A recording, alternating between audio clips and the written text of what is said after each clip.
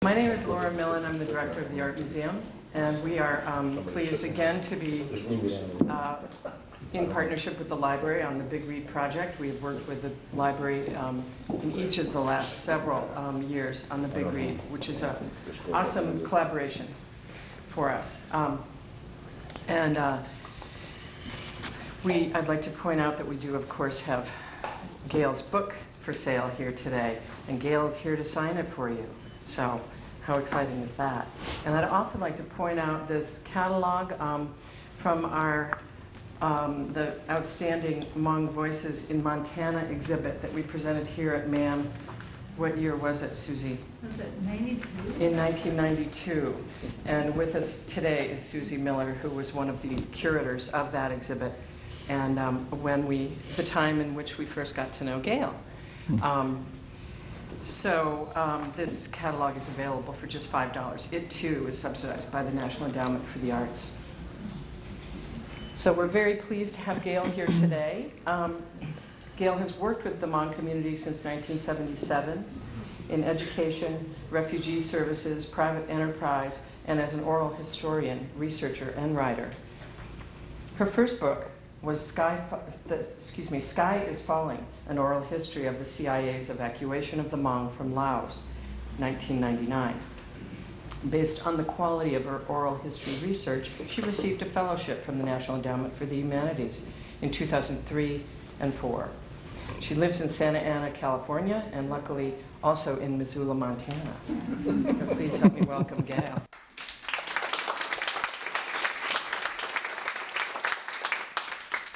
Well, good afternoon. It's interesting to have the Big Read and the Festival of the Book all going on at the same time. It took me at least 2 weeks to figure out that I was actually talking here on the Big Read, not the Festival of the Book. So, 2015, it looks like there's a fair number of vets in the room, I would guess. 2015 will be the 40-year anniversary of the end of the Vietnam War. And in anticipation of that, that's why Tim O'Brien's book, The Things They Carried, was chosen as the book to be read this year. But Vietnam was not the only country in which the Vietnam War took place. So, my book, Hog's Exit, Jerry Daniels, the Hmong and the CIA. To the left of me is a picture of Jerry and Colonel Moisu when they were in the refugee camps in Thailand, probably about 1980. And my book is about him. It's an oral history story that's pieced together from interviews, many, many, many interviews with more than 90 people, almost all of whom were friends of his or colleagues, co-workers, people he worked with both in the United States and in Southeast Asia. So it's a book of memories about his life, his very mysterious death, and his code name, his radio code name while he was working in Laos was Hog, which is where the title comes from as Hog's Exit. He was a real-life CIA agent who came from Missoula, Montana, which I just find fascinating. He worked with the Hmong people overseas in Laos and in Thailand. So, Hog. Thank you. All right, radio code name of Hog when he worked in Laos with the pro-U.S. Hmong soldiers who were led by General Vang Pao. And some of you may remember his name because he lived here in Missoula and in Bitterroot when he first came to the United States, but we're not going there. Probably not everybody can see this, but this is Southeast Asia, a map of Southeast Asia. North Vietnam, South Vietnam, and Laos is this landlocked country between Vietnam and Thailand. The area we're talking about is called Military Region 2 up here. It borders North Vietnam. So the Vietnam War, most of us were watching on television as it unfolded during the 60s and the early 70s. It was a very public war. There was a lot of discussion, for lack of a better word, and it was run by the Joint Chiefs of Staff. So it was a highly militarized war. Very few people knew that there was another war, sometimes called the Secret War, the Shadow War, the Clandestine War, that was going on in Laos at the same time, that was organized and supported by the Central Intelligence Agency. So you have these two parallel wars going on at the same time. So how does a young man from Missoula, Montana end up working in a secret war halfway around the world? Well, Jerry had started out, he'd spent 3 years as a Missoula smoke jumper. And when the CIA looked around and decided, oh, we have a very rough, rugged terrain that we're going to be working in. We're not putting soldiers on the ground. We're sending in advisors, but these advisors need to be able to take care of themselves.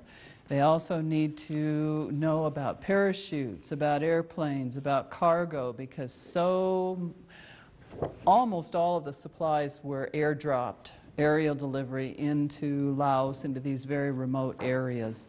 So they needed to have all of those skills, and the people who had those skills turned out to be the smoke jumpers.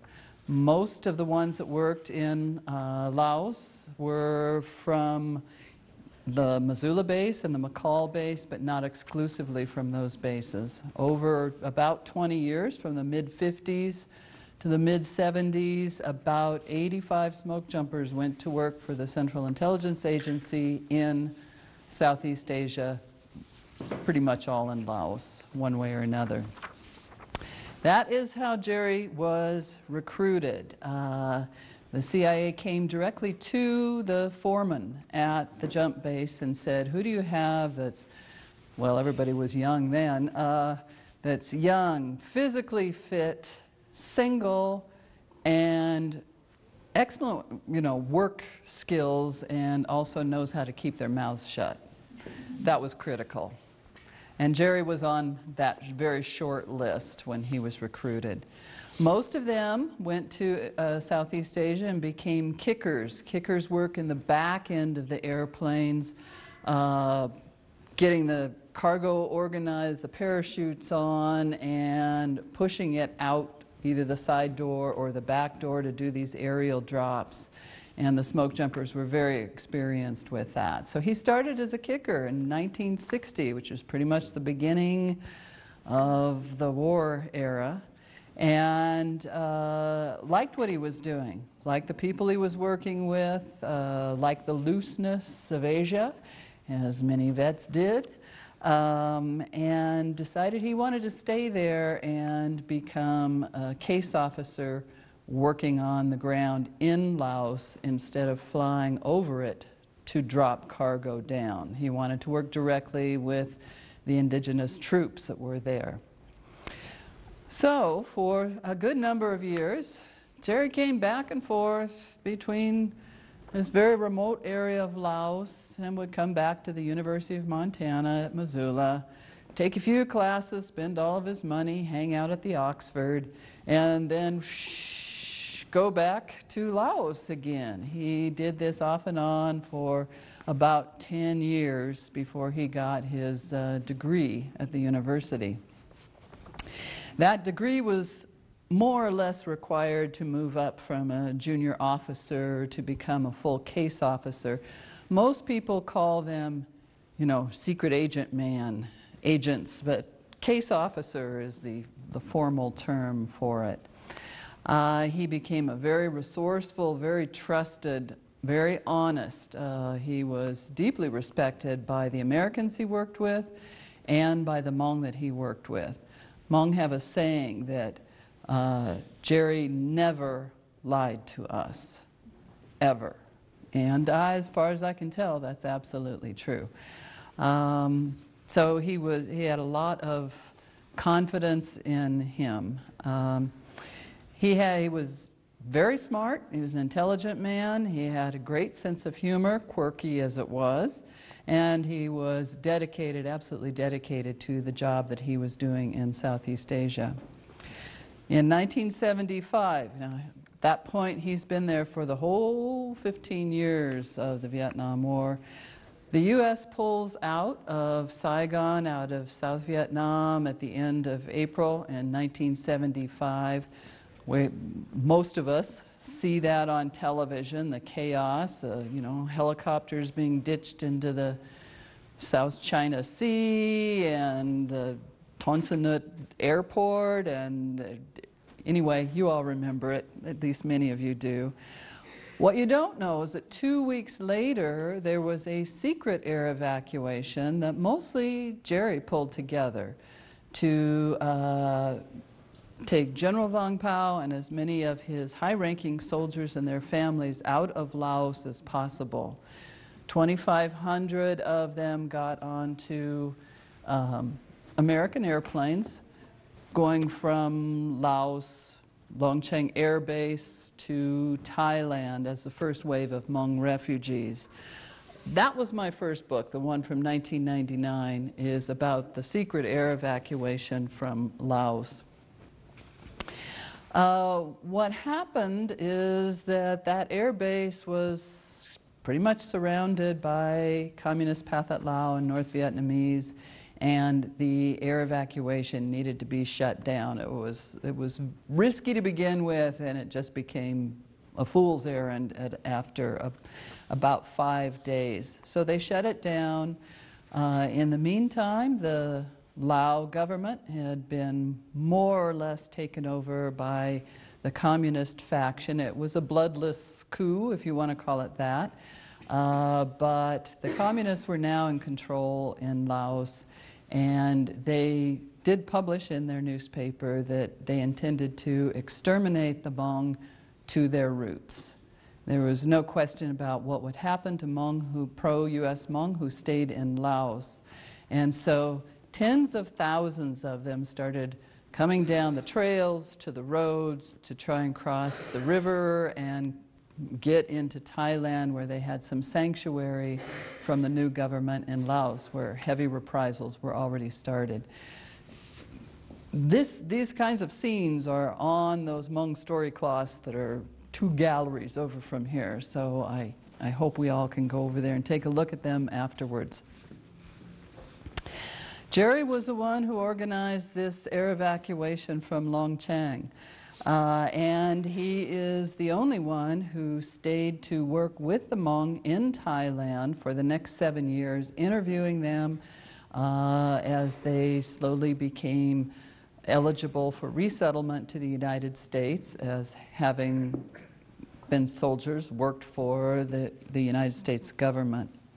Because Jerry was from Missoula, that is how the very first and the oldest Hmong community in the entire country is right here in Missoula, Montana. That first group that came, they all knew Jerry very well, and he sent them here because he knew the place. His mom eventually started working with the refugee community, the Hmong community here. So I know I've talked about some background here, but what's the book about, right? Well, okay, now we know a lot about the Vietnam War, but what's the book about? The book opens in 1982, at the end of these 7 years while Jerry has been working in the refugee program. He's thinking about coming back to Montana. He's thinking maybe his job in Thailand is over, and maybe he can finally get a break, because he's been at this for over 20 years. He's been gone. And in 1982, the U.S. Embassy reports that Jerry is found dead in his apartment in Bangkok due to a gas leak. Well, his friends and his family here and overseas are devastated. They're shocked. He's extremely experienced in living in Asia. There are a good number of questions that come up over these very odd circumstances under which a body was found that was not visually identifiable as Jerry.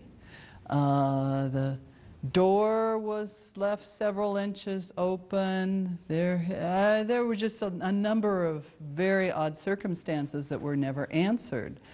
But in spite of that, excuse me, in spite of that, the embassy talks to the family and has decided that they're going to send his body back here to Missoula.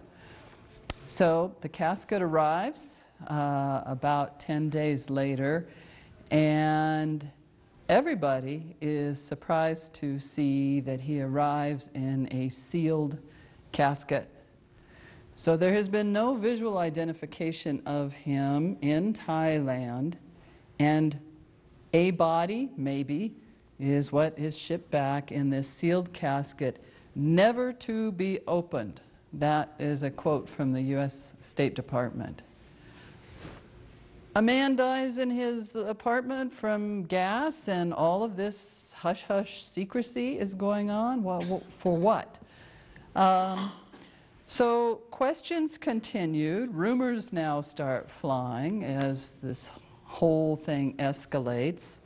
The autopsy report that comes back from the State Department is like 10 pages long with every line blanked out. Why?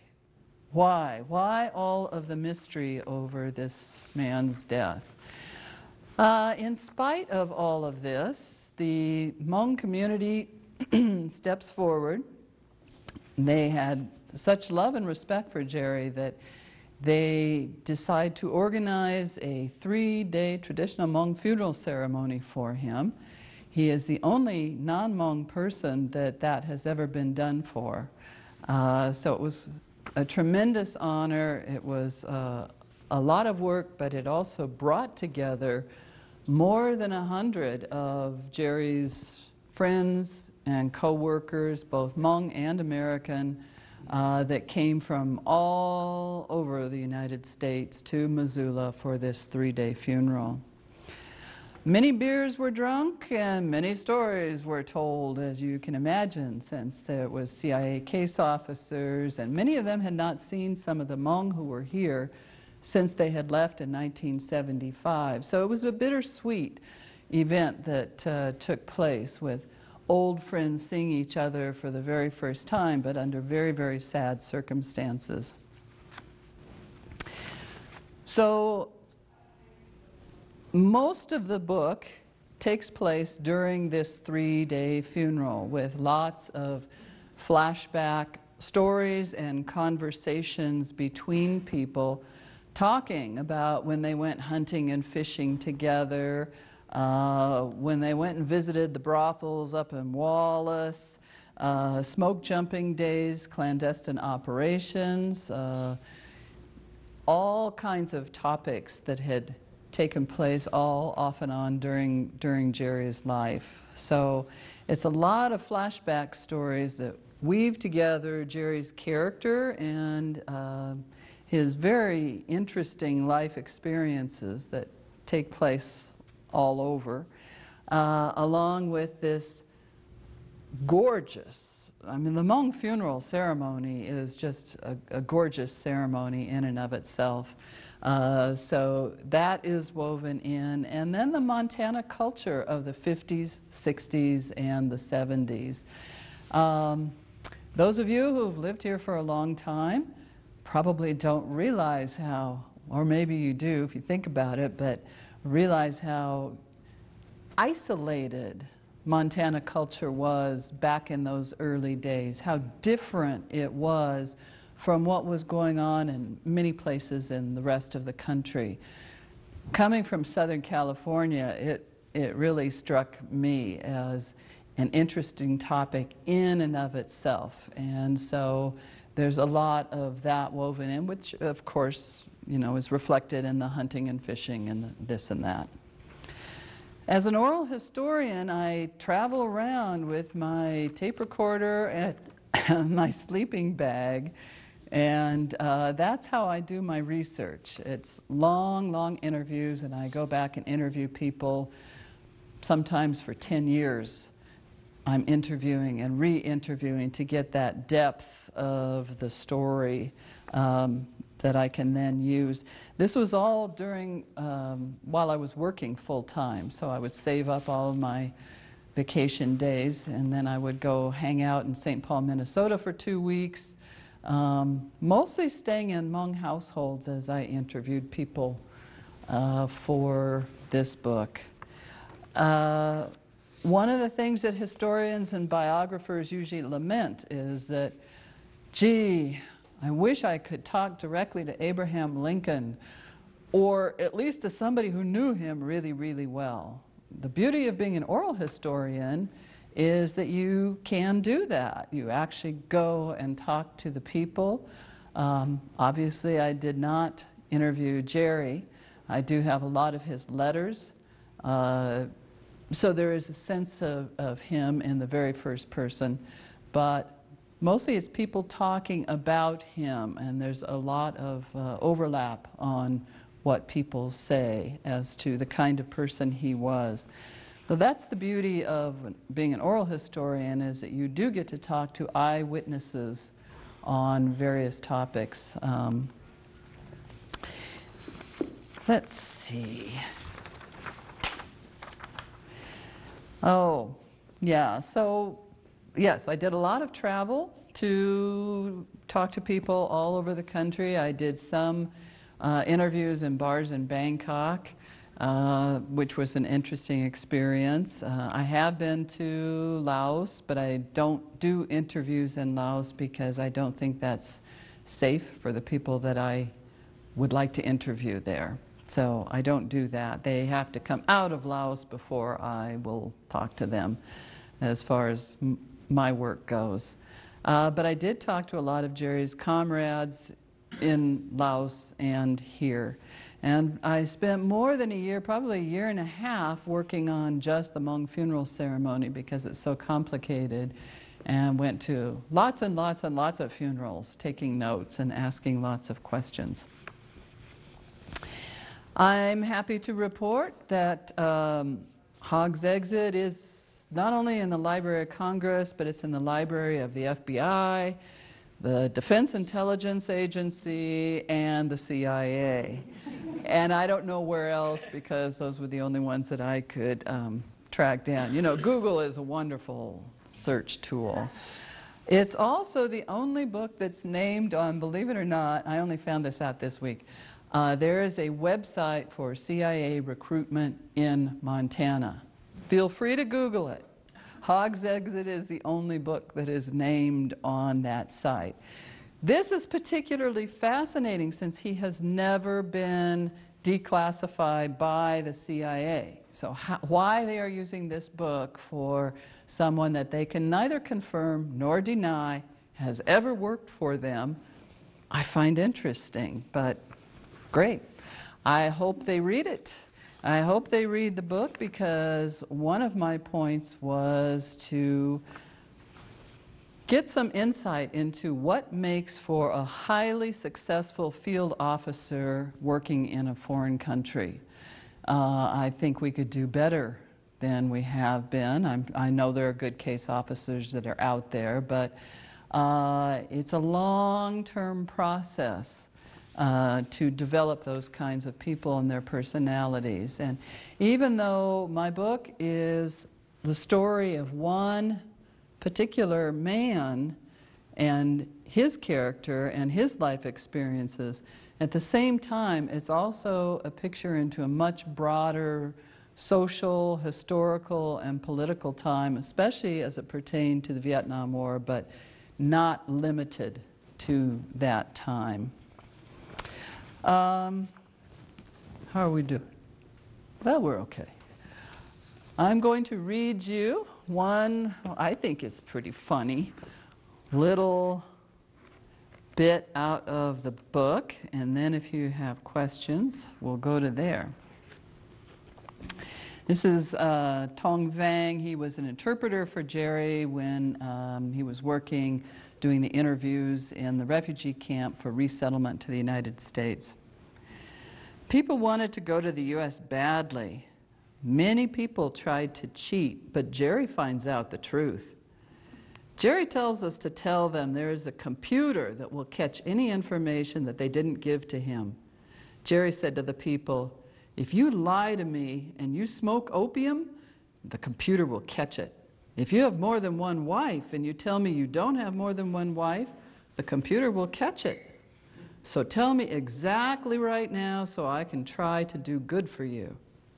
All of us, the interpreters, we asked, what's a computer? Nobody knows what that is. Jerry just said, it's a computer. All of this makes people shake, including us. Some of those cheater people came to interview shaking. They asked, what's a computer? We said, we don't know what's a computer. We never heard of that. But don't lie because a computer will catch it. Many times we asked Jerry, what's a computer? Jerry didn't want to tell us anything. Many times he just said, it's a computer, it's from the air. You never see it, but it sees you. It knows if you lie when you talk to me. The computer will catch that information and tell people in the States that you lied to me, and you will be punished. We thought the computer was a ghost, something in the air. And when you fly in the airplane, the computer will scan you. And when you go through the scan, it will tell people in the States, these people lied. When Jerry talked about the computer, people realized they'd better be honest, including us. We interpreters had to translate exactly what the people told us to tell Jerry and the INS. We said, be honest, because something will catch any lie. I don't know exactly how, but somehow it will show when you go to America. Maybe the ghost will see it and tell them. So that worked for everyone. When I came to the U.S., the first time I saw a real computer, I said, oh, that's a computer? I am not afraid of a computer anymore. And now I work with one every day. So, any questions? In the course of all of the interviews that you did, is there any indication that there might still be CIA operatives or any other Americans on the ground in Laos that have not come forward, have not left? How would I know? Not that I am aware of, but that there could be others that have been sent back in subsequent to, sure. I mean, anything's possible. I don't know. It's the CIA. Sure. Well, the main reason I was asking is that my MIA bracelet during the war was from a James White, who was a pilot who, well, they don't know whether he crashed, but he was over Laos at the time. Well, that brings up a good point.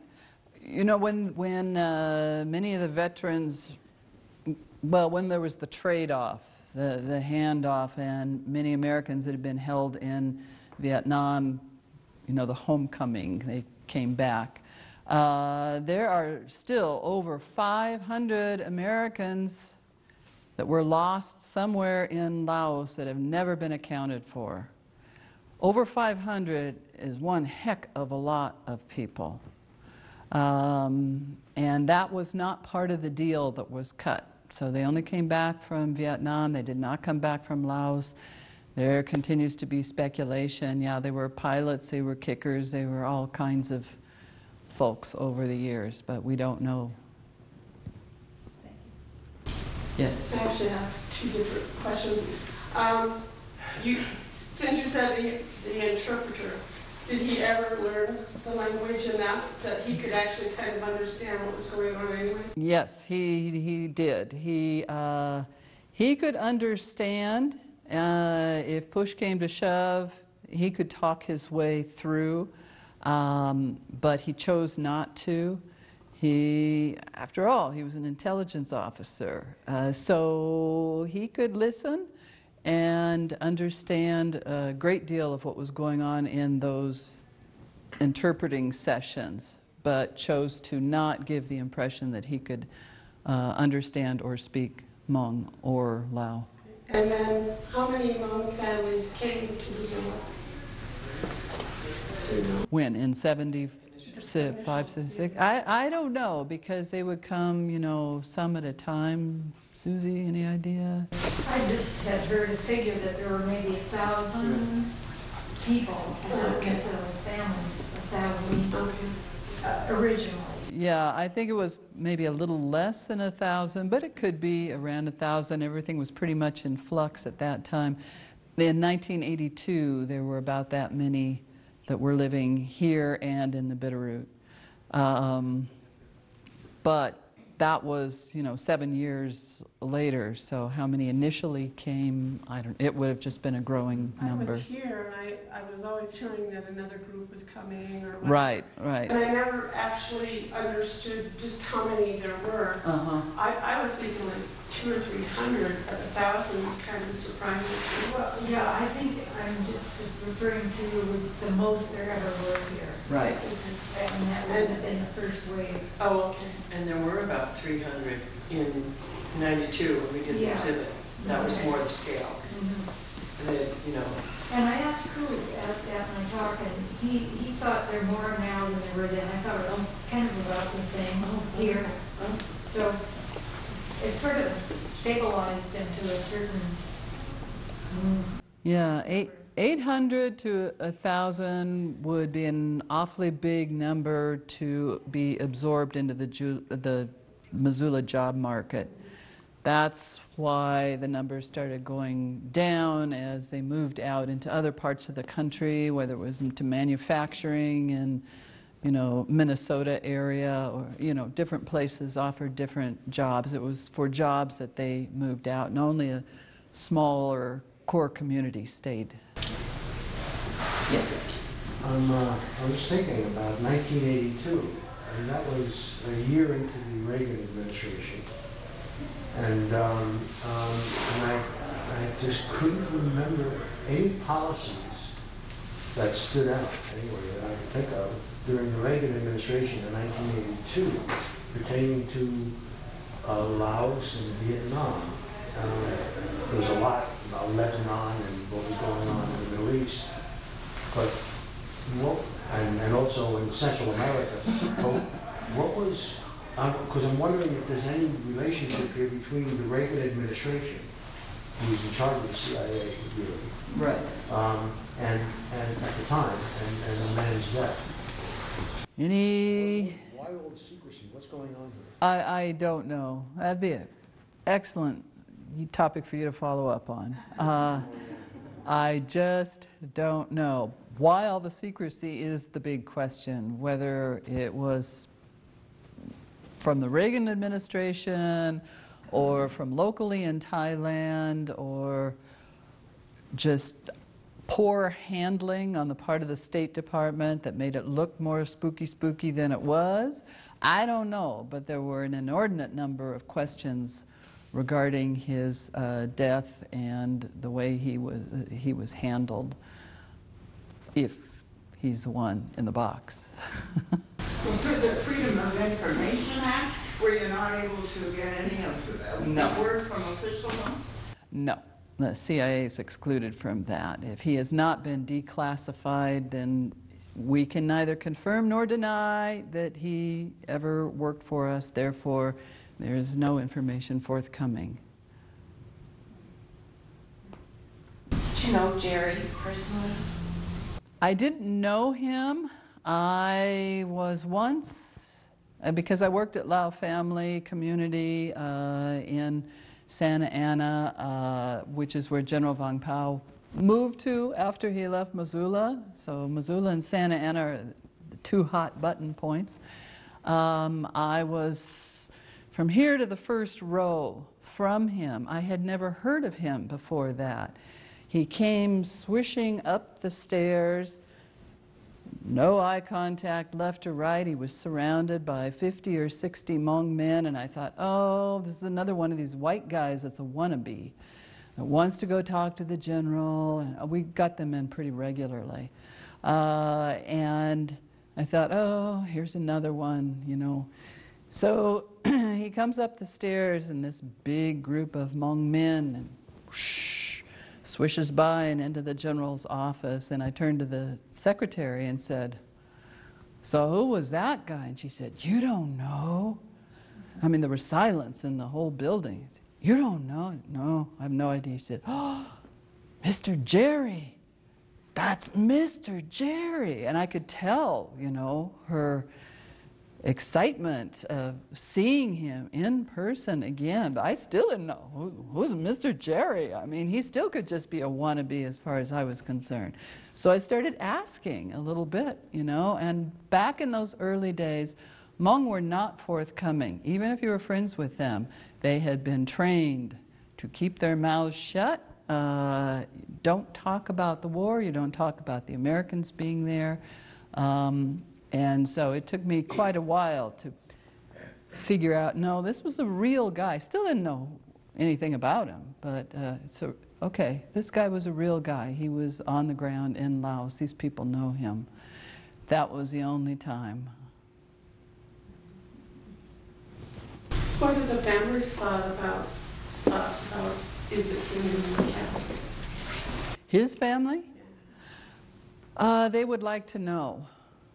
They would like to know if it's him or not. His mother waffled at the time of the funeral,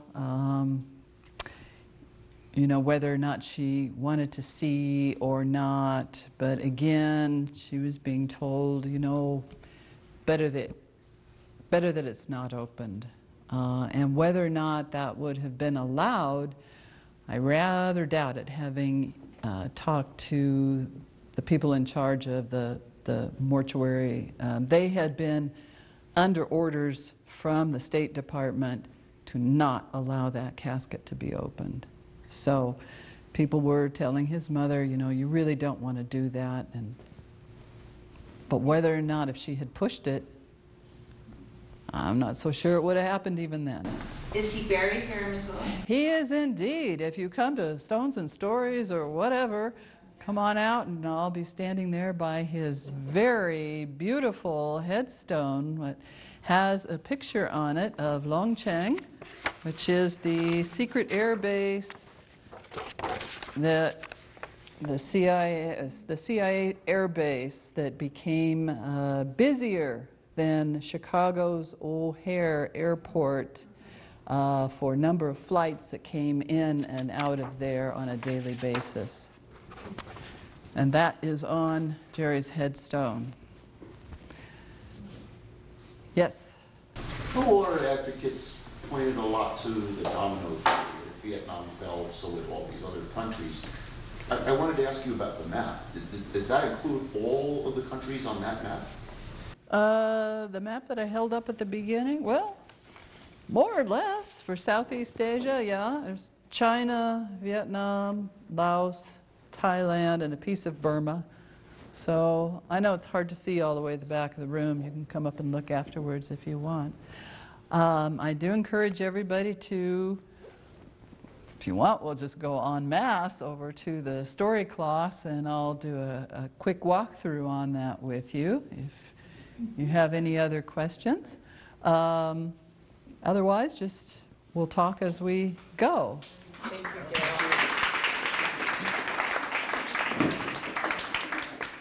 The museum is thrilled to participate in this partnership. And the museum has sponsored 3 exhibitions which are currently up that complement the big read. And I just want to remind people, if they have some time before leaving this evening, we have the Hmong tapestries crossing the river. In the hallway gallery in the basement, we have selections from the collection which have to deal with imagery about human conflict. And in the lobby, we have some paintings by Helen McCausland that were done in 1975 of the Kent State series and Kent State occurrence. So the museum is thrilled to be a partner in this, and we've partnered with the library over 25 years in different educational projects, and the Big Read is something that we're just thrilled to be part of. So I want to turn this over to you.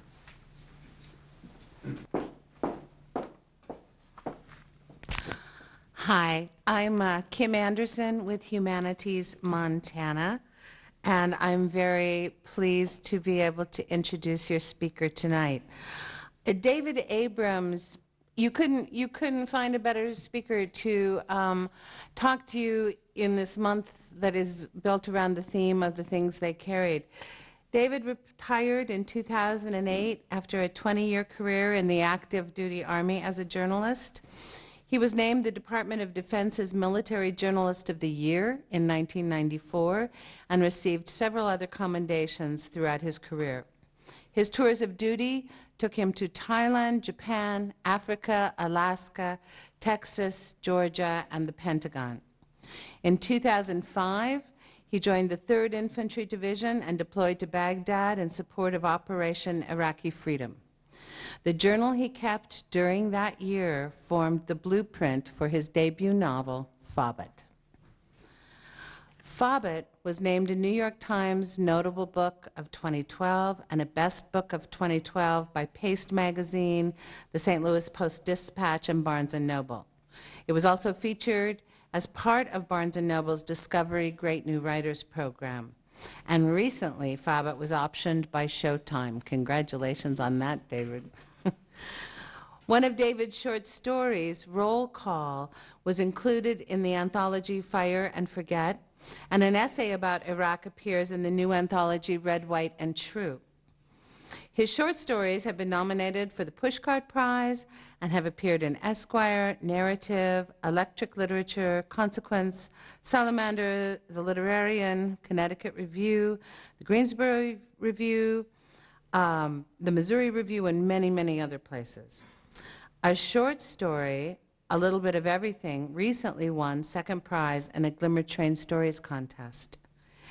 He is a member of the Humanities Montana Conversation Speakers Bureau, and he is working on his second novel, which is also set in Iraq. Please help me welcome David Abrams.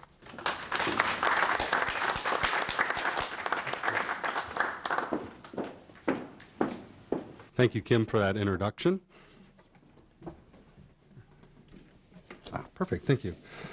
And thank you to the Missoula Public Library for inviting me to come be part of the Big Read for a man who I believe is one of the great chroniclers of our human condition, wartime or otherwise. And thank you to the Missoula Art Museum for hosting this talk in such a lovely location.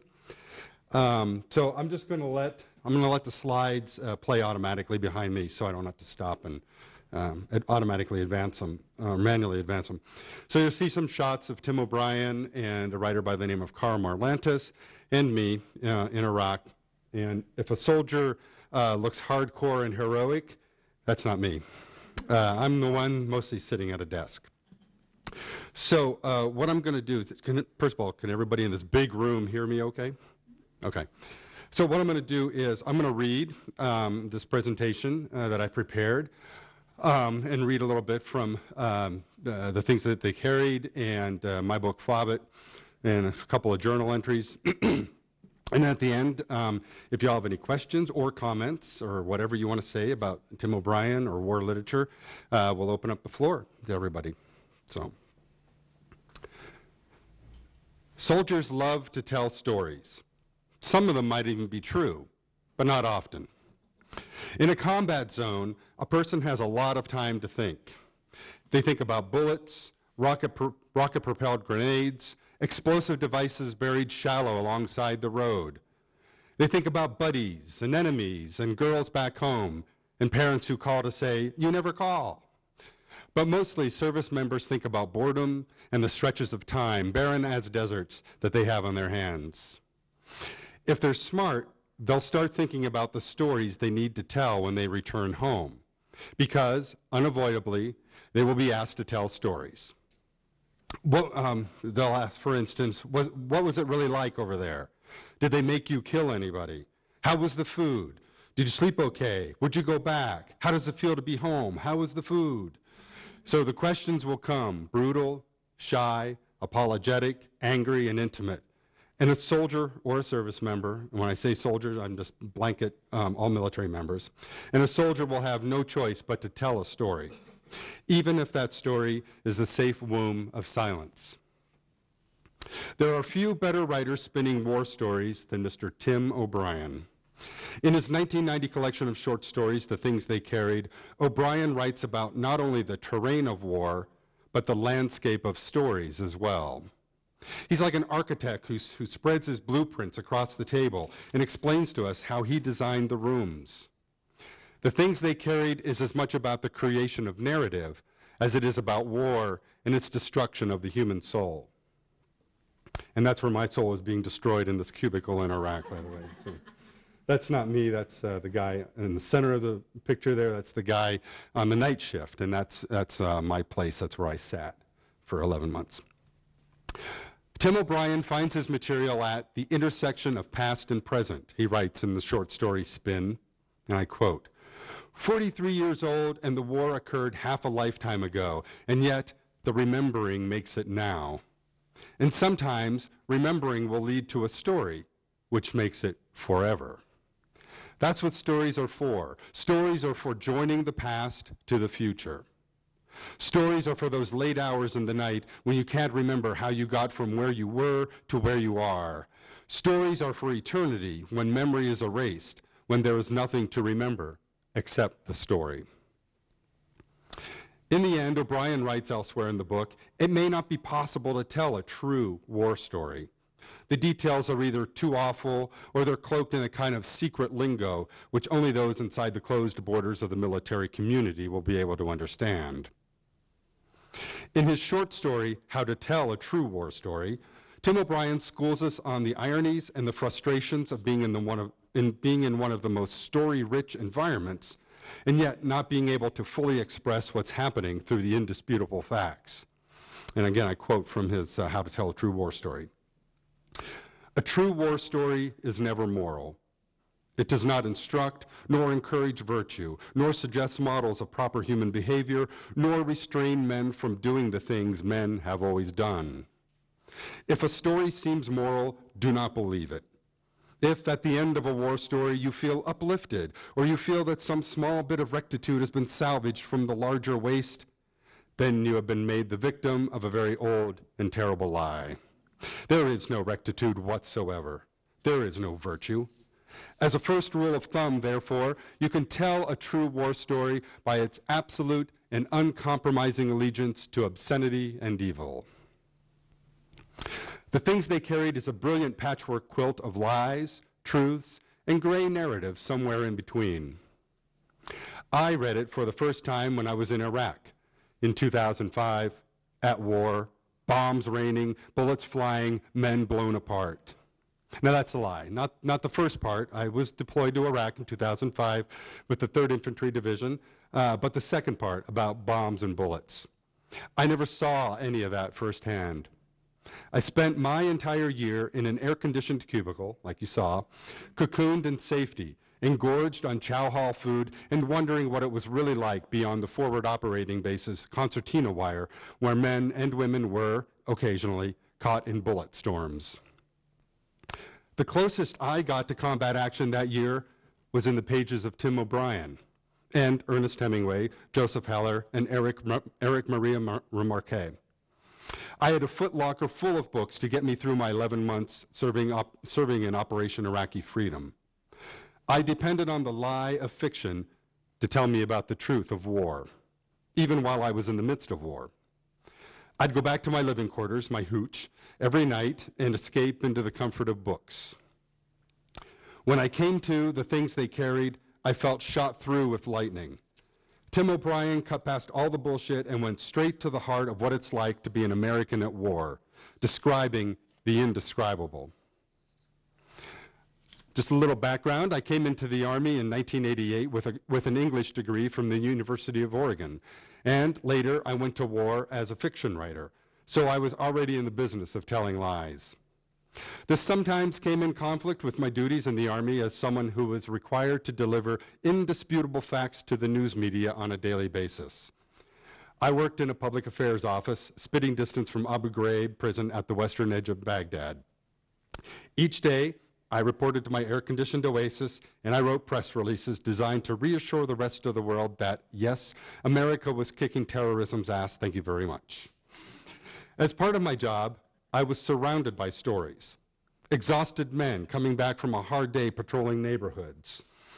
TV news coverage. Incident reports delivered in dry, all-caps military shorthand over our computer network. The overheard conversation coming from a neighboring bathroom stall. Here's a story. On the day after I finished reading the things they carried, a man stepped out of a crowd in downtown Baghdad, raised his AK-47, and pulled the trigger. Now, every time soldiers leave the protection and security of the FOB, or forward operating base, they're clad in scalp-to-toenail protective gear, like helmet, ballistic eyewear, flak vest whose collar extends to beneath the jawbone, and boots. For all of the military's faith in Kevlar, however, naked areas of the body still remain. The cheekbones, the arms and hands, the thighs, legs and feet, the buttocks. There's also a thin, fateful gap in the flak vest where the front and rear armored plates do not meet. At least this is how it was in 2005. On this day, the AK-47 bullet entered the body of a U.S. soldier on patrol in that sliver of space between the flak vest plates. We might call it a sweet spot, except on this day, there was nothing sweet about it. The bullet shattered the soldier's ribcage, tunneled through his lungs, and finally came to rest, spent and exhausted, against the rear armored plate. The soldier spurted blood. He fell to the ground. The shooter melted back into the crowd and was lost, like a ghost you think you might have seen but can't be sure. Now, I read this report while sitting at my desk, the blood oozing between the all-cap sentences. And even though I was stirred to sadness and anger, I immediately started forming it into a story. I remembered the lessons Tim O'Brien had taught me. If I could compartmentalize the images, package them into neat, balanced sentences, maybe work in the phrase sweet spot, and buffer them from the reality of this man's death, then maybe I could handle the truth. I wonder if Tim O'Brien did the same, sitting in the jungles of Vietnam, his head and heart a hot broth of anger, sadness, boredom, and frustration. I like to think his inner fiction writer was already starting to grow deep inside him. In a place where men fist fight over a missing jackknife, a guy wears his girlfriend's pantyhose around his neck when out on patrol, and soldiers go about the grim task of pulling a friend's body parts out of a tree. Vivid scenes, real and imagined. Did he already know he'd have to write his way out of this war? Now that's what I ended up doing, writing my way out of the Iraq War. In January of 2005, I went to war for the first time. I'd been in the Army as an active duty soldier for 17 years, but this was the first time I'd been sent to a combat zone. I knew my time was coming for those 17 years. I knew duty was calling. It only took the Army 17 years to get around to it, but they finally sent me off to war. And so, on the second day of 2005, I boarded a plane in Savannah, Georgia, with a couple hundred other soldiers from the 3rd Infantry Division, and we flew to the Middle East. I spent about 6 weeks training and getting acclimated at a small U.S. base in Kuwait before I boarded another plane and flew to Baghdad. And like I said, I kept a journal, and this is what I wrote on my journal on that occasion. February 19th, 2005. I'm sitting in a hangar at Ali al-Salim Air Base. We've arrived here after an hour bus ride through the desert. We've strapped on our flak vests, our load-bearing vests, our helmets, and we've got our rifles in our right hands. This is it. No more halcyon days in Kuwait. We're heading into the maelstrom of political chaos and angry zealots. My stomach is in knots. My brain buzzes. I put on my headphones, press play on my iPod, and I sit back, my flak vest digging into my throat, as I listen to Emmylou Harris, Bruce Springsteen, and Alanis Morissette. For an hour, I'm transported back to a life that seems so far gone now, driving around in my Hyundai with the stereo cranked, listening to these same songs. I close my eyes, and for the space of a song, I'm back in Georgia with the herons lifting off from the marsh grass and the fast food billboards whipping past the window. Here at Ali Al Salim, we're all strung out on cots, folding chairs, and in some cases, flat out on the floor. This is our holding area before we board the flight in a couple of hours. The stink of full latrines, and if you've ever been over there, you know what I'm talking about. The stink of full latrines just outside seeps in each time someone opens the door, its unoiled hinges screeching like a metal fingernail scraped across a metal blackboard. There's a large screen TV at one end of the room. Gilligan's Island is playing at full volume. The skipper is, again, slapping his hat on Gilligan's head and doing his famous slow burn. Some of us try to sleep, but it's fitful, what with the feces, urine, perfume, and "now you've done it, Gilligan," and the shrieking door. People close their eyes and use their helmets as pillows, but I can't sleep. My iPod shuffles to another song, and now Sinead O'Connor is belting and screeching her anti-war plea. Listen to the man in the liquor store. He says, "Doesn't anybody want to drink before the war?" Outside, a plane revs its engines, ready to deliver another load of us to Baghdad like we were piping hot pizzas. So that was me in my journal, again, using my imagination and already starting to form my experience into stories. But I'm going to leave myself sitting in that hangar for right now. I'll come back later because it's important, maybe one of the most important nights of my life. I knew I was about to step across a boundary dividing two phases of my life. On one side, a man untested by war, and on the other side, a man confronted with the worst of what humanity has to offer, even if he did see it second or third hand. I knew I needed to pay attention to every moment of the coming year because I would be telling this story for the rest of my life in one form or another. So since 2005, I've written nonfiction essays, poems, and fiction short stories, trying to put pieces of that experience, my war and the wars of others, into a petri dish, examine the specimen, and then try to translate the results to a wider audience who doesn't know what it's like to be separated from the comforts of home and the family for a year. A year when your rifle becomes your best friend, sleep patterns are constantly broken, and death becomes an immediate possibility, not just a five-letter word to toss around lightly.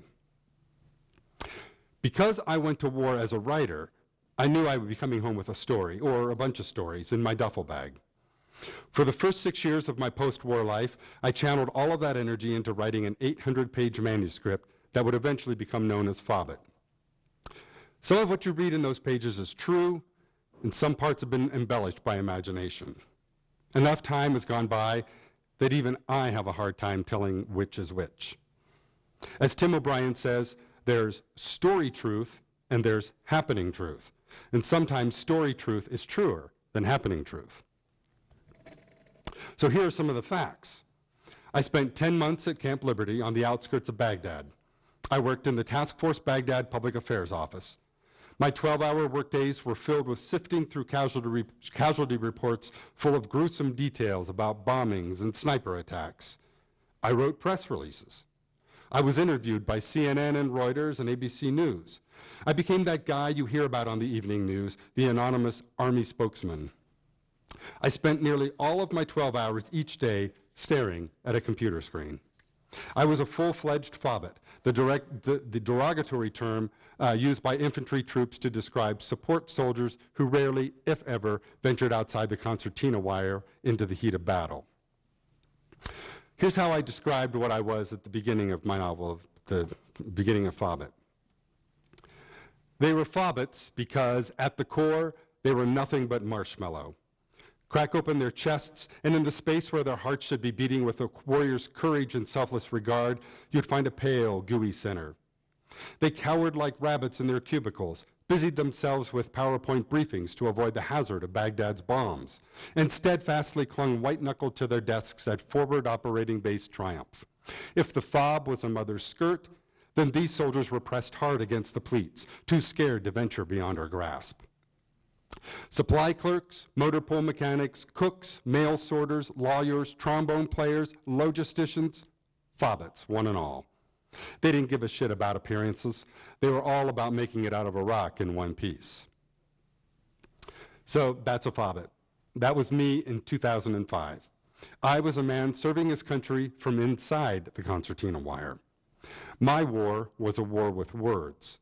Letters were my bullets, sentences were my missiles.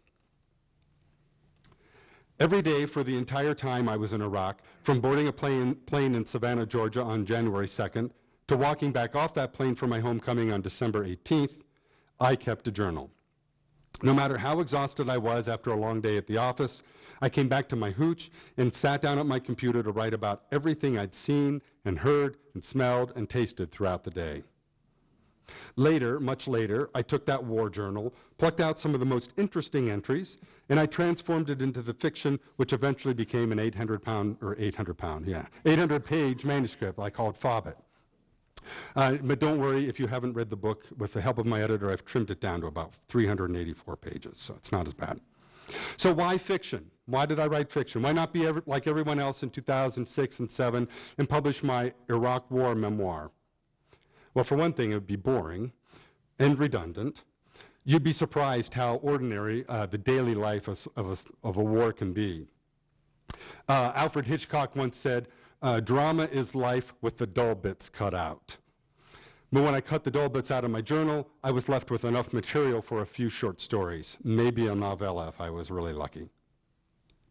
I'm also, for a reason why I made it fiction, I'm also a big fan of Flannery O'Connor's description of why fiction is like putting real life on a billboard in order to catch people's attention.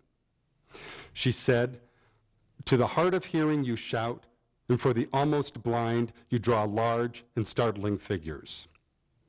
So I thought, if I could plug my war experience into a wall outlet, if I could somehow amp up the juice on what I saw and heard and imagined during my time in Baghdad, then maybe I could get people to pay attention to this brutal, overlong, and frustrating war.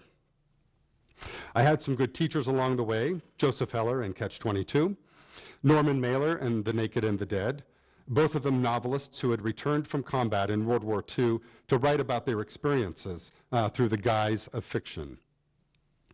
And another literary mentor of mine, of course, was O'Brien, who's written some of the best fiction about the Vietnam War, including his novel Going After Cacciato and The Things They Carried, which we're here honoring tonight. So here's what he writes in his in How to Tell a True War Story again. In any war story, but especially a true one, it's difficult to separate what happened from what seemed to happen. What seems to happen becomes its own happening and has to be told that way. The angles of vision are skewed. When a booby trap explodes, you close your eyes and duck and float outside yourself. When a guy dies, like Kurt Lemon, you look away, and then you look back for a moment, and then you look away again. The pictures get jumbled. You tend to miss a lot.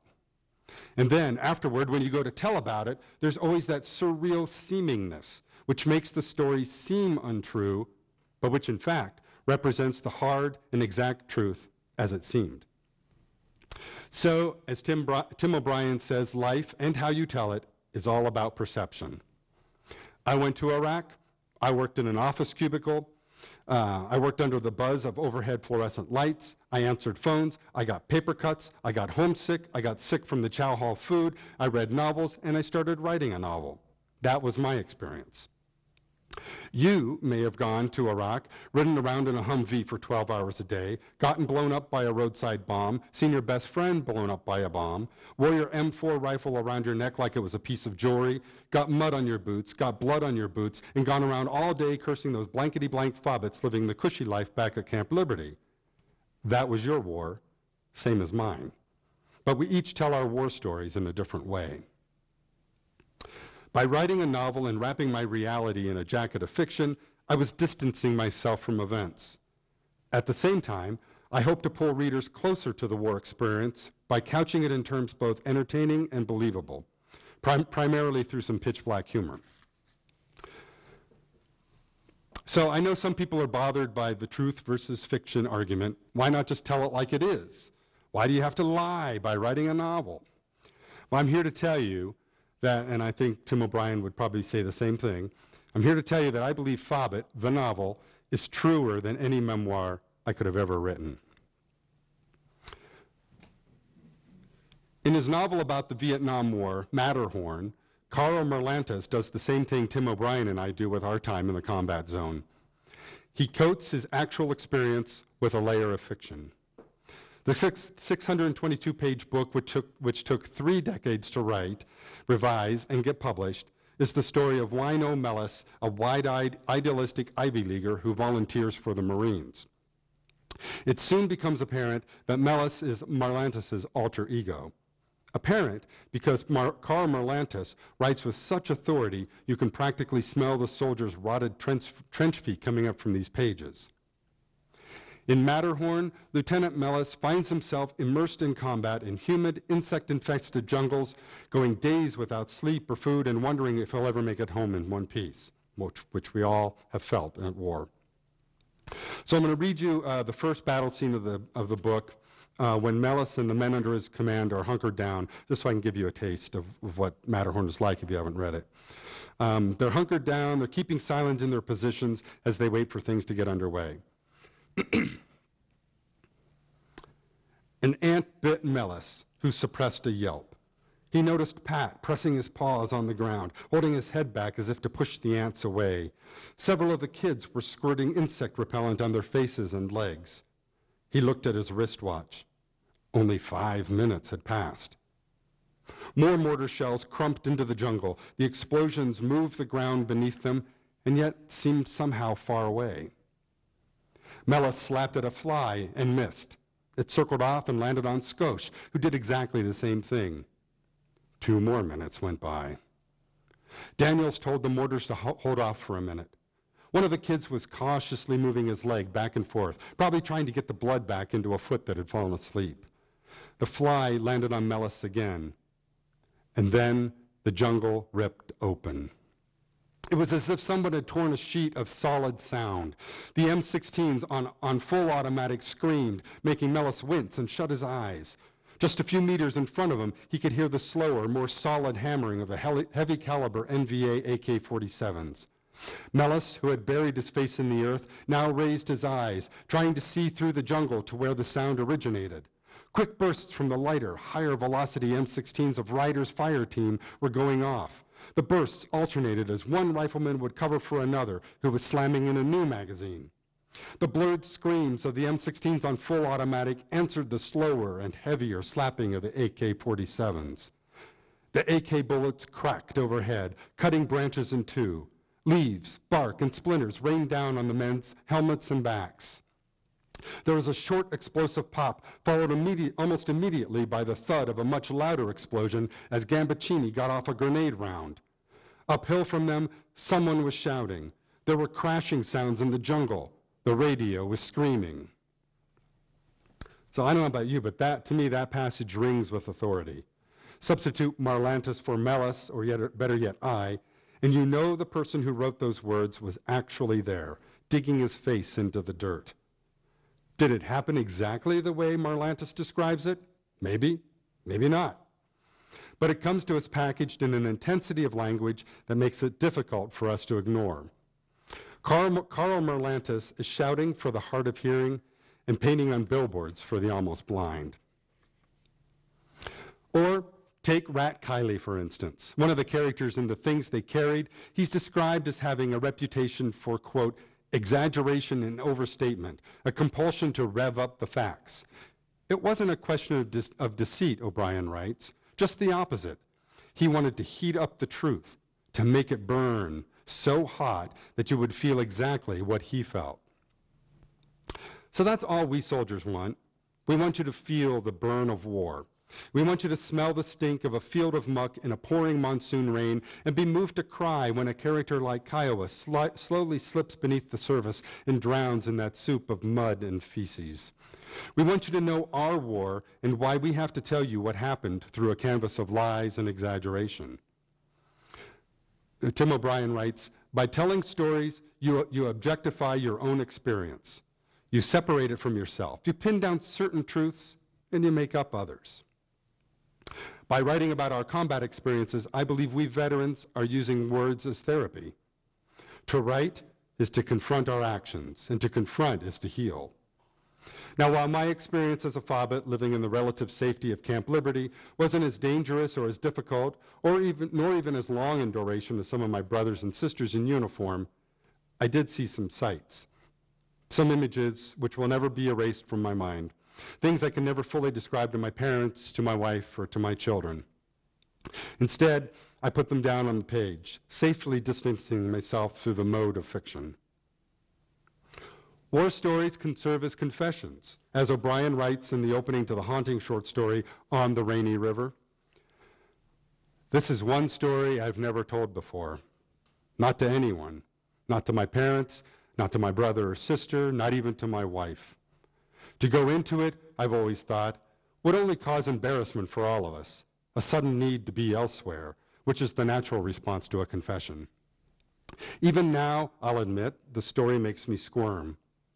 For more than 20 years, I've had to live with it, feeling the shame, trying to push it away. And so by this act of remembrance, by putting the facts down on paper, I'm hoping to relieve at least some of the pressure on my dreams. Now, for those of you who haven't read the story On the Rainy River, O'Brien is referring to an incident where his narrator, who may or may not be O'Brien himself, who gets a draft notice and torn between duty and fear, he decides to make a run for asylum in Canada. He stops at a lodge on the Rainy River, which runs along the border, where he meets the 81-year-old owner, who, in his own quiet way, pushes the character of O'Brien to make his moral decision. On the Rainy River ends with two sentences which have the impact of a hand grenade.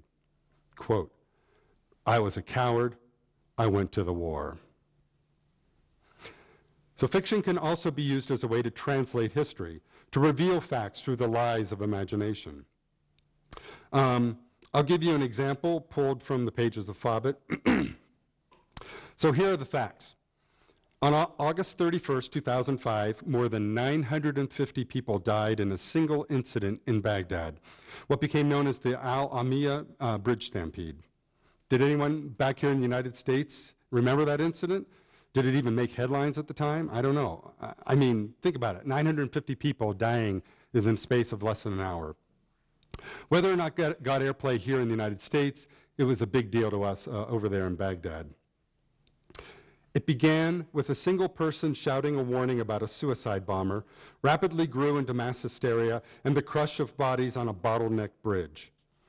I was there in Baghdad that day, working in the public affairs section at the Army's Multinational Force Task Headquarters, a few miles away from the Al-Amiya Bridge.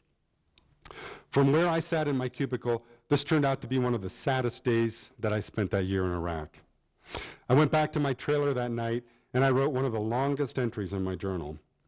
Later, when it came time to write Fobbit, I knew I had to include that scene. The emotional resonance for me was just too great to ignore.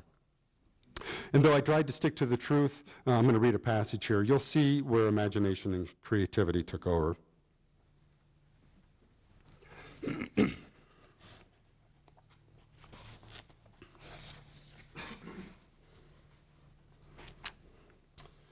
I'm trying to find the place so I don't have to read a long passage to you. One of the main character of Fobbit, his name is Staff Sergeant Chance Gooding Jr.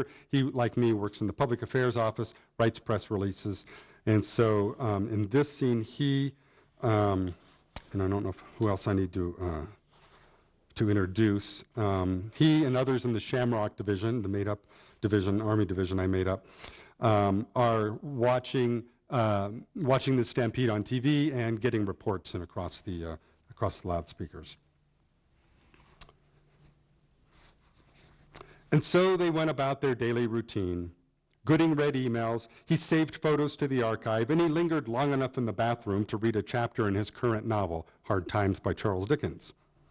The Fobbits carried on, business as usual. They went to lunch and ate their celery sticks and Parmesan chicken breast and blueberry cheesecake. They came back to their desks and fell into the torpid slumber of post-lunch lethargy. They passed around email jokes. They compiled reports. They copied. They collated. They stapled. And then the bad quickly morphed into the worse. Back at the marketplace near the Al-Qadamiyya Mosque, teeming with 1 million devout pilgrims, in an already edgy crowd still cleaning up after the mortar attack, someone yelled, "He's got a bomb! Watch out! He's going to blow himself up!" Or Arabic words to the effect of, "Fire, fire, fire," in the proverbial crowded theater. Only a few dozen pilgrims actually heard the warning, but that was enough. Hours later, a grim-faced interior minister would step up to a porcupine bristle of microphones and issue a statement saying, one person had pointed a finger at another person, claiming he was carrying explosives, and that led to the panic. The beast with 8,000 feet had buzzed and murmured, started churning, and then a wave of panic rippled outward from the ground zero of whoever had sounded the alarm, which, according to later reports, in all likelihood was a false alarm planted by a terrorist. The 8,000 feet pivoted on 8,000 heels and stampeded outward like a spreading stain. The huge mob of pilgrims pushed and screamed, shoved and ran, jostled and tripped, the fallen trying to rise, but being kicked down by more and more feet fleeing the feared blast zone. Those at the edge seeing the surging human tide and turning, walking rapidly at first, and then, as they felt the hot breath on their necks, also starting to run, and also tripping and falling and lying flat, to be stomped and suffocated by all those sandaled feet, the 8,000 sandals now running with blind panic. Only to find Iraqi police had blocked off roads around the mosque, anticipating attacks on the hundreds of thousands of Shiites who were converging on the capital. Dust clogged the air, swirled by screams and flailing limbs. The mob funneled onto the bridge, all of them squeezing toward the other end, only to find their way choked by an impenetrable Iraqi police checkpoint. People were crushed, the breath pushed from their lungs, their ribs cracked, their organs compressed, the legs and arms and necks of young children snapped like thin, dry twigs. And then, somewhere along the bridge, the pressure of human bodies grew too great, and the railings broke and burst open, spilling body after body into the murky brown Tigris River 40 feet below. Women covered in black from head to toe toppled over the edge and hit the water, their long abayas dragging them under with the sound of smacking lips. The current sucked and licked up the young children falling like little drops of flesh from the bridge overhead, and still the bodies pressed outward from the imaginary bomber, the pressure of the crowd at last finding an opening, a relief valve. Hundreds of bodies were jettisoned out of the break in the railing to the dirty, roiled water below. So I'll stop there. It goes on and describes some more of that scene. But now I'll give you another creative view of that same incident by another artist who was in Iraq around the same time I was. In his brilliant collection of poetry, Phantom Noise, Brian Turner describes the scene in Al-Amiya Bridge. Here are the opening stanzas. And he probably does a much better job than I do. They fall from the bridge into the Tigris. They fall from railings or tumble down, shoved by panic, by those in the crushing weight behind them, mothers with children, 70-year-old men clawing at the blue and empty sky, which is too beautiful. Some focus on the bridgework as they fall, grasp the invisible rope which slips through their fingers. Some palm heel the air beneath them, pressing down as their children swim in the oxygen beside them. Lives blurring with no time to make sense. Some so close to shore they smash against the rocks. The pregnant woman who twists in a corkscrew of air, flipping upside down, the world upended, her black dress a funeral banner rippling in the wind.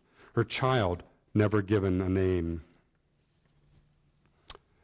So as you can see, there are as many ways to tell our war stories as there are leaves in a jungle or grains of sand in a desert.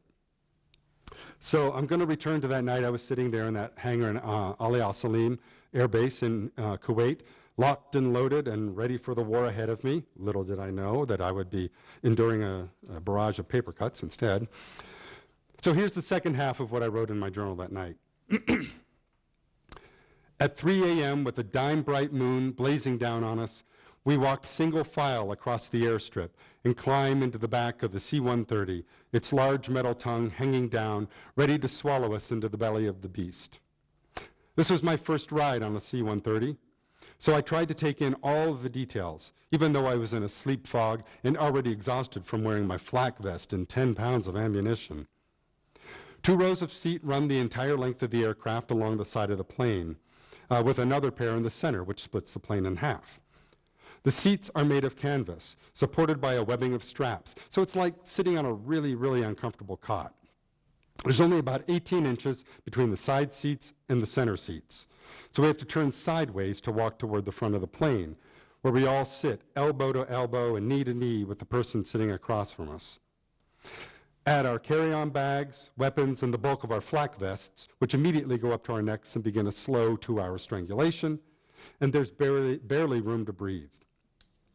Where you plant your feet is where they stay for the entire trip, unless you're able to negotiate some real estate with a guy facing you in a complicated tango of arms and legs. It's dark inside the C-130. All lights are doused, so the terrorists on the ground don't have an easy target. The only illumination comes from small overhead dim blue lights. I look around and think how everyone else looks like they're at a rave, faces barely visible in the midnight blue darkness. The crew members make final checks, push our pallet of baggage onto the back of the plane, and give the pilots the thumbs up to bring the engines to roaring, whining, throbbing life. I shouldn't even be here. I'm the farthest thing from a soldier you could possibly imagine. I'm a writer. This Army gig was only supposed to be a steady-paying day job so I could spend my off-duty nights in the basement writing the great American novel. I have a BA in English and an MFA in creative writing. I've published short stories in 12 publications, from Esquire to the South Dakota Review. I have, at this very moment, the draft of a finished 300-page novel sitting at home in my desk drawer. But yet, here I am, heading into war with a duffel bag full of Dickens novels and a half-dozen notebooks, their pages blank, and waiting for my journal of life on the modern battlefield. I vow to drink in details, and I start, even then, turning this plane into a setting, these other soldiers into characters.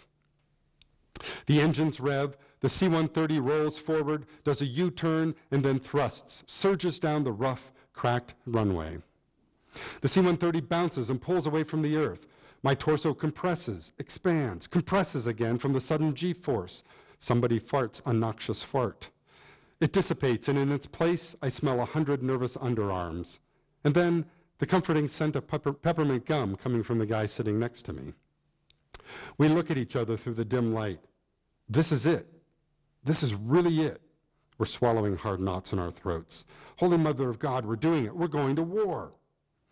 We push our earplugs deeper into our ears, pull the strangling vests away from our throats, and try to think happy thoughts. As the plane roars through the night air, I think of my wife on the eve of my departure, undoing the top 2 buttons of her nightshirt and nestling my face between that soft, warm spot between her breasts. I think of driving back to my house on an autumn evening, the dusk light bronzing the tree leaves, Sheryl Crow crooning on the stereo. I think of all my cats, past and present, sitting on my chest, soothing me with their purrs. The C-130 gathers speed and thrusts up into the sky at an angle which compacts us all into a smushed tangle, sliding toward the rear of the plane. We are passengers on a roller coaster, and soon, I think, soon we'll hit the crest of that first hilly plunge. But we don't plunge. We level out, the plane erratically banking from side to side to evade enemy fire that isn't there. Iraq rushes unseen below our feet, Baghdad drawing nearer. Anything can happen now. The ping of small arms fire feebly striking the iron skin of the plane, a lucky aim of artillery, a rocket carving through the fuselage, our bodies engulfed in a fireball. I think of breasts and kittens, breasts and kittens. The plane dips, swerves, rolls downward. We're spiraling in for a landing. Breath squeezes from our bodies. Our vests press against our throats. There is a sound like a bone breaking. Our ears pop, and then there is a hard bounce. Once, twice, and then the wheels make contact with the ground. Rubber squeals like a dying pig. The plane stops. The back hatch door opens, vomiting us out onto the tarmac. Welcome to Iraq, boys and girls. I step off the plane, blinking in the sudden burn of sunshine. There's another group of soldiers waiting to board our C-130 for a flight out of Iraq. Some of them have what appear to be spots of dried blood on their uniforms. In the distance, I hear a metallic shriek rip the sky, followed by a large, muffled explosion. My legs go all jelly on me, but I'm ready to start writing. I'm already thinking about how I can turn this war into fiction. Thank you very much.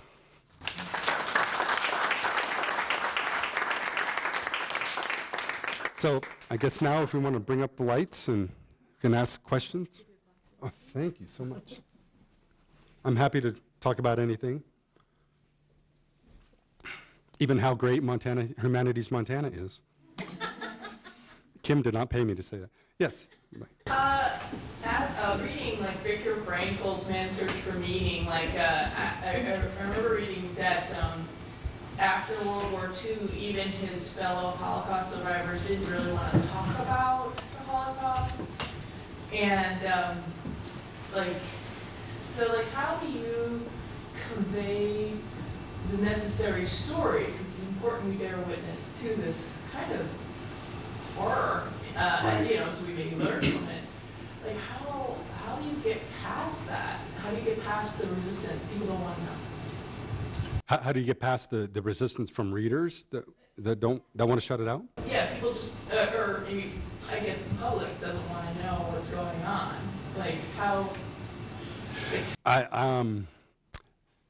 I guess I would say, we just have to keep telling our stories, no matter if anybody's listening or not. I mean, I wrote FOBIT with a lot of anxiety, mostly about how it would be received by service members, but I still felt compelled to write the story, warts and all, and I'm sure Tim O'Brien did, and he continues to write, or has continued to write about the war.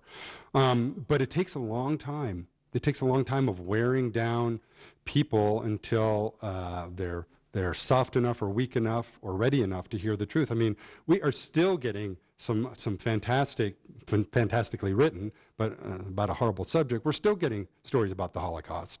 Go into a bookstore and there's always new books about the Holocaust, whether it's a nonfiction treatment or whether it's wrapped in fiction. So I don't know if that answers your question, but just be true to your story as storytellers. Be true to your story and continue to get it out there to people.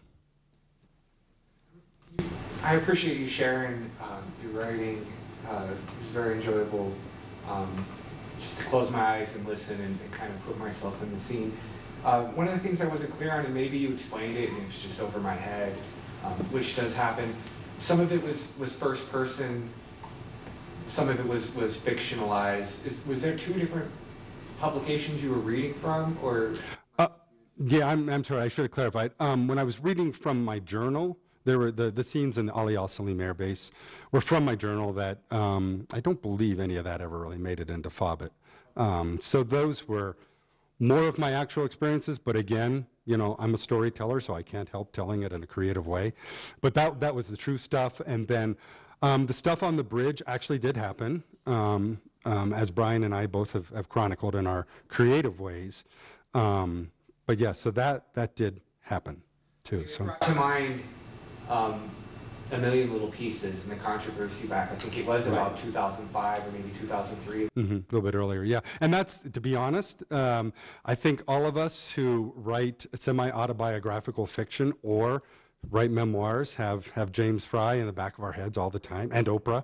We don't want to be caught on Oprah's couch sweating bullets and stammering, and so that's one of the reasons that I actually made that conscious decision, whether it was saying A Million Little Pieces out loud in my head or not. You're all familiar with what I'm talking about, right? Where James Fry wrote a book which included some really horrific details about his drug addiction, right?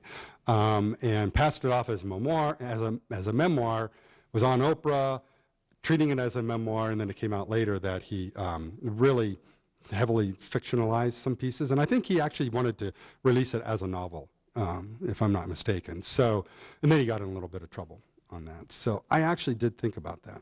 I mean, I agree. I'm a writer myself, and I agree fictionalizing personal stories, I mean, that's fundamental to, I mean, some of the quotes you gave, I think it was Hitchcock's quote, Yeah. was at the center of that. But so it's like, how do you do that fine dance of, and I guess your book is in first person, so I mean, No, it's not. Well, there are sections where Chance Gooding Jr. writes in his diary, which I have to say, some of those were lifted straight out of mine, But yeah, it's from a variety of voices in Fobbit. Kim. David, do you think, I don't know enough about the history of writing about combat and war to know the answer to this, but maybe you do. Is there kind of a normal period of time it takes before the first wave of great writing about a conflict comes out? I mean, is it 5 years? Is it? I don't know. I think it varies with each writer. I mean, Joseph Heller returned. I'm not sure what time when he came back to the United States, but let's say it was 1945. Say Joseph Heller came back from Italy in 1945, and Catch-22 was published in 1963 or 4. So it took quite a while for him. It took Karl Marlantes, like I said, almost 30 years to get it published. That wasn't all due to his own fault. He did have a finished draft. It was just tough finding a publisher, and then he kept working on it. I wonder how much of it is how long it takes writers to process their stories, but also how long it takes publishing and readers to be ready to hear. Well, I think especially with the wars over in Iraq and Afghanistan, that timeline has been accelerated and compressed. I mean, there were people writing nonfiction and about their experiences even while I was on the plane over to Iraq. Some of the earliest soldiers were already writing about their war experience. A fellow like Matt Gallagher, who wrote a great book called Kaboom. I think that might have come out in 2006 maybe, or 2005, something like that. Maybe a little bit later, but almost right after he came back almost. So people are processing it. And I think, I don't know, I don't want to get all long-winded about this, but maybe our internet culture and, the instant gratification kind of feeling and attitude might have something to do with that. In my case, it took, I returned in December 2005, and the book was published in September 2012, and I had a finished draft about a year before it came out, so that's about how long, it was 5 or 6 years it took me. Again, I appreciate your sharing. This is kind of a personal question too. Sure. How do you write and share these stories? Do you consciously, is there ever any self-conscious concern or worry about glamorizing or about, like at times I've written about natural disasters and stuff. It's like you want to capture the essence of the scene, you want to get it all, but you also want to respect the people who did give their lives. Right. How do you, as a writer, kind of separate yourself from the desire to really glamorize, really hype it up, in order to kind of get more attention and more energy out of your stories? I don't know. I walk around with a small amount of guilt and worry all the time. Even now, 2 years after publication, and people have been nice and received it nicely for the most part, but I still worry, and I really did. At one point, I kind of came to a pause in the writing of Fobbit when I started letting all the thoughts of what will the mothers of dead soldiers be thinking when they read this, what will soldiers themselves be thinking about, and so on and so forth. And that really kind of paralyzed me for a while. And so I just had to put that wall up and not, I don't want to say I didn't think about the reader, because as a writer you always want to be conscious of your readers, but I couldn't wear that heavy backpack of guilt. Or worry or anxiety, even though I still carry a smaller knapsack now. But so it's still going to be there, and you just have to focus on the page and the words, I guess. I don't know. But again, try to be respectful as best you can. Because war is really an ugly, gross thing, Sometimes it's necessary, but I don't know. So, I got here a little late, were you an officer or? Yeah, I didn't really make that clear. I was an enlisted man. I was an NCO. I was in the Army for 20 years, so I retired as a Master Sergeant or an E8. And do you actually personally know Tim O'Brien? I do. Yeah, he and I have met. Where's he at? You mean physically? I don't know if he's on a plane here. I don't know. I'm a great fan of his. I am too. I was a fan before, and I would not even presume to call myself a friend. I don't even know if he remembers me from Adam. He and I met at the Texas Book Festival when I was on tour for Fobbit, and he had just received, and I can't even remember what the award now was, maybe the Texas Arts and Letters Award, some award that they gave him there at the Texas Book Festival, and we shared a drink, with a few other writers after that. Oh, where does he live? I'm not positive. Isn't he teaching at the University of Texas? I don't know that for sure. I don't either, but I think I heard that. Yeah, I'm not really sure. I'm not sure where he lives right now. We can Google him. Somebody have a smartphone, we can Google him.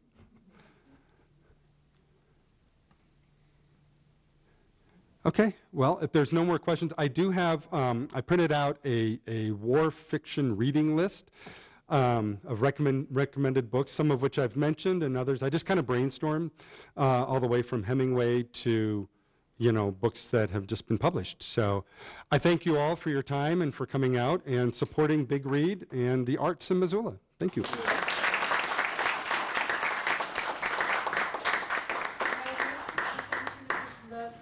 Oh, I was admiring your shirt. That is wonderful. Thank you very much. Welcome. Thank you for joining us to take part in the 2014 Big Read, Missoula's month-long celebration of Tim O'Brien's The Things They Carried. Rocky Mountain Ballet Theater's mission is to offer important opportunities to the youth of Montana with training, performing, and cultural exchanges to enrich the quality of life in Montana through its original, unique Montana-themed programming that is presented throughout Montana, the United States, and internationally. On October 23rd, Artistic Director Charlene Campbell-Carey and Music Director Karen Perreno take the company on its third tour to China, performing in Beijing, Henan, and Guangxi provinces. The Destination Missoula program includes Rocky Mountain Ballet Theater's signature Montana-themed ballets and features 3 Salish Kootenai dancers.